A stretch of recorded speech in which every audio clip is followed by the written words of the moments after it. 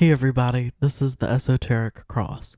I make videos about how to gain your personal power while learning ancient secrets, and if that sounds like something that you're into, please hit the like button and subscribe and gain insight from this perspective in the cosmos. With the new year coming up, there will be a lot of people making New Year's resolutions. In this video, we're going to talk about some of the ways we can actually follow through and maintain the growth that we want to see for ourselves throughout this upcoming year. Stay tuned and stick around because the last change on this list may surprise you. The first change that we need to make is establishing an everyday meditating practice. I know this is obviously really common to hear in spirituality, but it's the truth that we should all be meditating for at least 5 minutes. If you don't already meditate, then this is something that you'll want to incorporate right away. We spend most of our day thinking about things that we can't change from the past or thinking about the future, planning it all out. These aren't bad things at all, but doing it too much can lead to depression and anxiety. Meditating is a great way to bring awareness to the present moment, and doing this for even 5 minutes a day will spill over the peace into all areas of the day. The more that you meditate, the longer you might want to make your meditative practice. To meditate, you just want to sit in a relaxing position and close your eyes and bring your attention to your awareness. The goal is not to stop your thoughts from happening, but rather to observe your thoughts, or observe your observation of your thoughts. You will find that the thoughts that you have don't necessarily come from you. In essence, the real you is the awareness, period. The awareness has no thoughts, it is just being. The thoughts are just an evolved aspect of awareness in the body. You can actually shift your awareness outside of the head or to the back of your head as you observe your thoughts. You may even slightly visualize your awareness just as being white light. Over time, the thoughts may subside and you will go a few seconds without any thoughts at all. This is a slight dissolution of ego. It will inevitably come back, of course, but this meditative practice is a great way to prime yourself not only for the day but also for energy work and doing ritual magic. Bringing me to the next big change that we should make, starting energy work. This is a huge deal because we are all made out of energy. That awareness that we are, it is just energy. All of our thoughts, our consciousness is energy. We aren't even solid or fully material. Every atom is vibrating so fast that it appears and feels solid enough.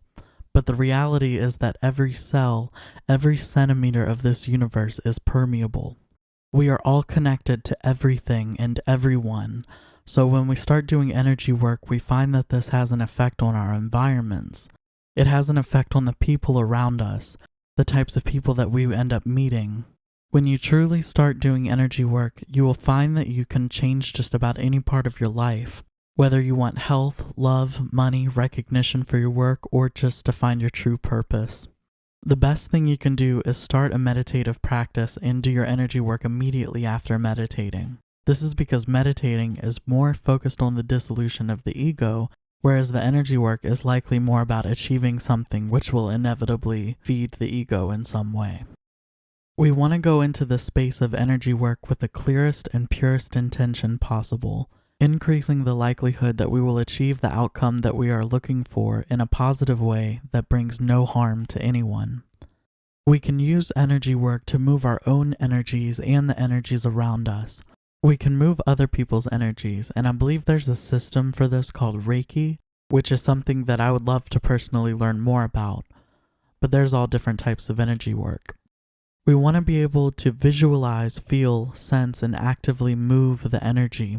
I say this to my coaching clients all the time, that when you move the energy with your consciousness, with your will, it has to move. It is universal law. It is impossible for you to do this work without change occurring within and around you. My favorite way of doing energy work are by using the Golden Dawn rituals. I do this because we work with elemental energies, which are microcosmic energies, and then we work with planetary, more macrocosmic energies. And we can also use energy work with the Kabbalistic tree of life. I use these rituals because these are energies that I know and I understand very well, and I teach others how to use them. So if you'd like more information on my coaching program, just send me an email. My email is in the description of this video. The third massive change that we need to make is taking our power back. This is a huge one. This one might sound a bit controversial, but hear me out. We need to stop living in victim consciousness. This is where we cannot take responsibility for our problems and we place the blame on everyone else or on situations. I'm not saying that it's our fault when someone abuses us or takes advantage of us. That's not what I'm saying at all. But when we dwell on the past of the people who wronged us and we keep viewing that past version of ourselves as a victim, then this carries over into the present. All that is existing right now is the present. This is the moment you are in. You are not a victim to the past. If there are spaces within these situations where you can take responsibility for, then do that. This does not mean that you are taking on the blame of the incidents. There's a very big difference here.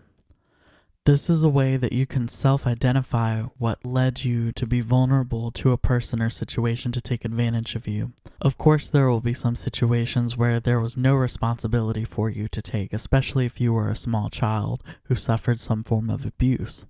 The types of responsibility I'm talking about here have to do with the situations that we have drawn ourselves to most likely in adulthood, like getting into the wrong job, when there was something in the back of our minds that knew this wasn't right, but we chose to ignore that instinct, like getting into a relationship with someone who was emotionally unavailable when we saw the red flags from date one. There may be things that we need to take notice of or take responsibility that are larger. Like we may remember times in the past where we were neglectful to ourselves or others, times where we might have gossiped a lot or hurt other people's feelings on purpose. This isn't to shame ourselves or to make ourselves feel bad, but this is to realize what our own weaknesses have been and to propel us to find ways to redirect these feelings that cause these behaviors. Change number 4 that we need to make is removing toxic people from our lives. We can't wash all of our clothes and remove all of the stains to then roll around in the mud. Bad decision. I know it's a little cliche to say this, but when you examine someone's friends, you can make a good guess on what type of person they are. They say that you're the sum of the 5 people that you hang around most. Although I believe people come into our lives as mirrors reflecting back to us parts of ourselves, I also believe people come into our lives as anti-mentors. This means that they are here to show us who we should not be. They may show us shadow aspects of ourselves too that we don't necessarily like, and this gives us an opportunity to reflect and change our own behaviors. If someone is being manipulative and controlling towards you, this is someone who does not deserve to have access to you. If the people closest to you in your life are happy, speak well of themselves and others, going after what they want in life, and becoming successful, then this is a good indicator that this is happening for you too, or it is starting to happen for you. Like attracts like. If the people closest to you are broke, have no motivation to put in the work to get the life that they say that they want, they are depressed, they find problems with everything, and they have no solutions, if they are smoking or drinking a lot, this is a good indicator of where you are heading. Go ahead and start removing these people from your lives. Once you do this, there will be an empty gap in your life, yes, but this is an open gap that can let good people in that want what's good for you. People who are successful in the things that you want for yourself and will want you to be successful too. I feel like people get stuck into this complex where they want to hang around people with lower vibrations than them to make themselves feel better. We should be hanging around people who we want to be more like, because subconsciously, that's what's going to happen anyways. The last change that I'm going to give is going to be a big one. Are you ready for it? It is to remain hermetically sealed. What does this mean? It means to not leak out your energy. Do not leak out your progress. This is where gossiping comes in. When we gossip, not only is it dangerous to the people that we're talking about because it could get back to them or cause damage to them, but this is also a big way that we are letting our energy escape us. It is undoing all of the hard work. It is a form of regression. Staying hermetically sealed also means not talking about this stuff with just anyone. For example, I shouldn't go into work and talk about the rituals that I'm doing, or talk about the energy work, and talk about the chakras or geomancy, or start talking about tarot readings.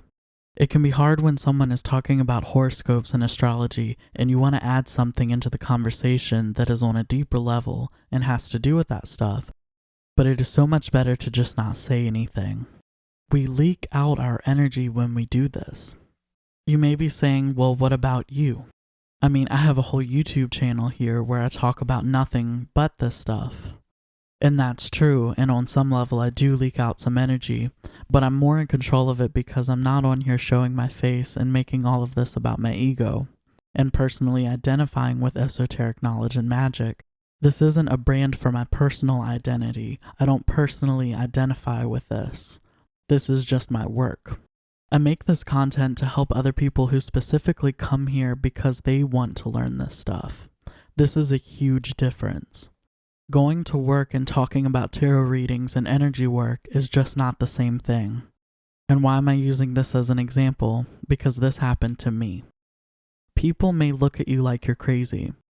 When you need to talk with other people about this stuff, this is always a safe space to do so. Other channels you may watch may be a great place. There may be some great meetup groups or Facebook groups. However, I do caution you with some of those, because even there you may find that others will not understand what you have to say, and you may find that other people don't know the truth and they will fire hate or further confusion. One way that you can deal with situations with talking to people when you want to talk about magic and esoteric knowledge, maybe disguise your speech. Just like the Bible uses allegories, metaphors, and backspeech to convey esoteric knowledge to us, we can do the same thing when talking to people who might not be as consciously aware. Use metaphors, analogies, use ideas from psychology.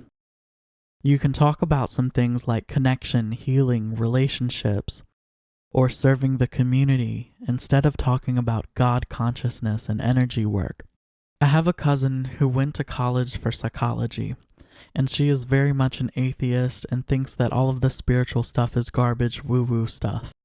And I had a conversation with her years ago about astrology and deconstructing birth charts. And she dismissed it and made a comment to me about how she would rather put her stock into something that is real and more defined, like the Enneagram. And I told her that astrology is an ancient form of psychology, and then she laughed at me. Well, what she doesn't know is that the Enneagram has ancient and occult roots.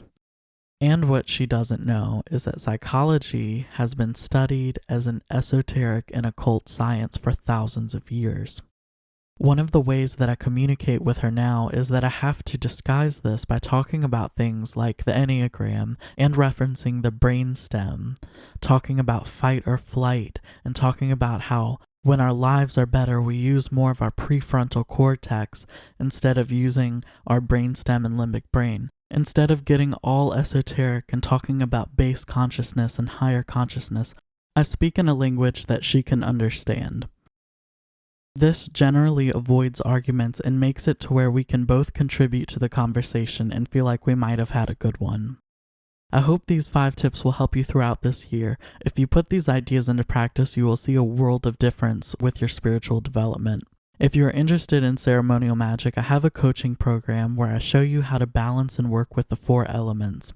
If you'd like more information on this, just send me an email about my 4 Corners program. My email is in the description of this video.